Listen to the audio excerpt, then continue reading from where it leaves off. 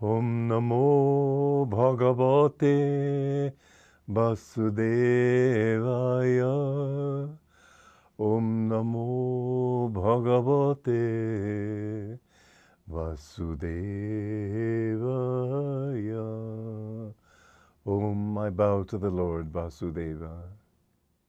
Joy to you, friends. Last time we talked about, in chapter 14, Krishna is saying the way of wisdom is to be non-identified with anything outside the self. This is his meaning when he says, bear with them patiently. Then in chapter 15, in stanza 15, he says, O flower among men, one who is calm and even-minded, never ruffled during pain and pleasure, he alone gains consciousness of his eternal existence. The more you allow yourself to be upset by things, and the more you allow yourself to rejoice in things, the more you are tied down to time and space. If you can really withdraw to the point where you see everything that happens to you as just a part of a passing show, the more you will begin to understand that that infinite state is the only thing that is your reality. And so Krishna in stanza 16 says, that which is unreal does not exist. That which is real cannot cease to exist. Those who possess wisdom know the final nature of reality, of what is and what is not. Remember, you can't get rid of reality.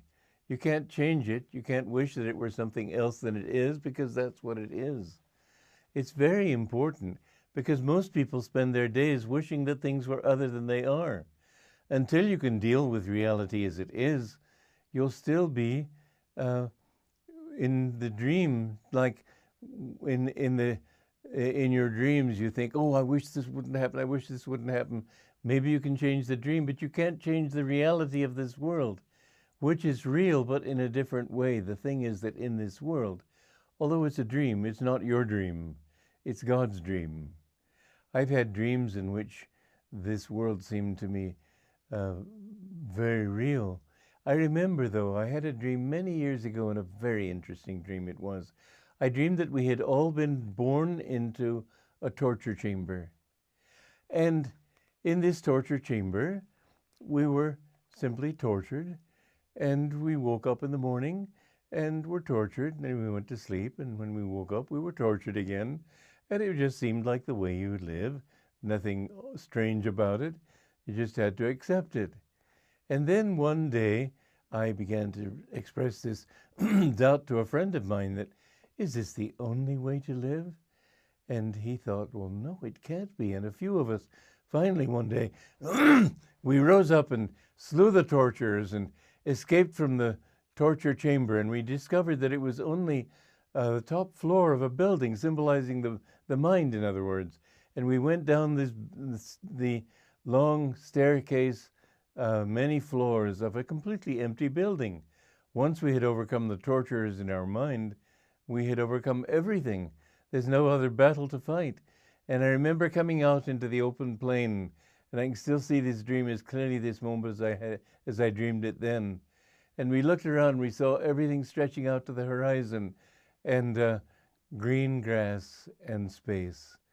And then, as we were walking away from this scene of torture, we looked up and we could see the torturers still torturing people as if we'd never killed them. We looked at each other in amazement. And then I turned to somebody, I said, can't you see it's ourselves we've conquered, not the torturers? I woke up then and I realized it was a very important dream, that we must understand that the real torturers are not how other people treat us, not how the world treats us, not our luck and bad luck, not our successes and failures. These are all perfectly extraneous to us.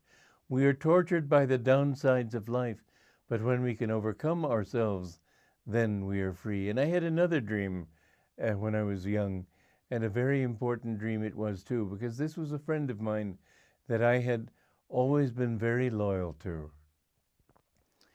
And he took advantage of my loyalty, and he treated me like dirt because he felt I was in his pocket and he could treat me as he wanted. And gradually over the years, I developed a very deep bitterness toward him. And I thought that I had felt deeply betrayed by him. And then as I was reaching death, and again in this dream I approached death, I suddenly realized that if I die with this thought, I will have to be reborn in a position where I can treat him the way he treated me. And then he will be bitter, and so he will be born in a position where he can treat me again. And this will go back and forth like if you drop a stone into a pond, the waves lap back and forth, ripple back and forth across the pond until finally they just subside. And I thought, why should I waste incarnations just working it out with this one person? I said, I forgive him, and I forgave him from my heart. And I remember waking up, the feeling of freedom that I had when I woke up from that dream. We must understand that when we can forgive the world, just accept it as it is. Don't let it get your goat, as I've said before. Don't let it bug you. Just accept that the world will never be exactly as you want it to be.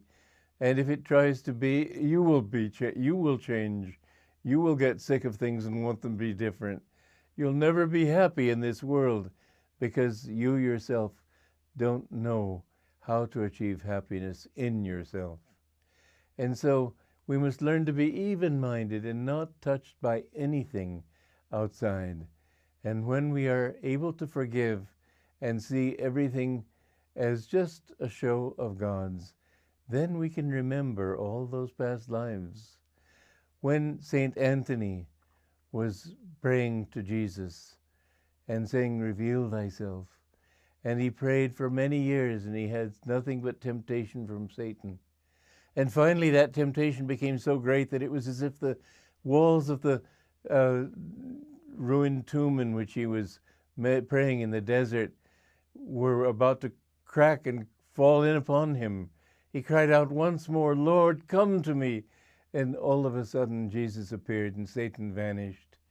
And Yogananda said that in that moment, he said, oh, I know that moment. He said that suddenly you remember all those lives that you were seeking God. And what a thrill it is when God finally reveals himself to you. And then Jesus said to him, Anthony, I was always with you. What a thrilling thought. God is always with us. He's always on our side. It's we who turn away.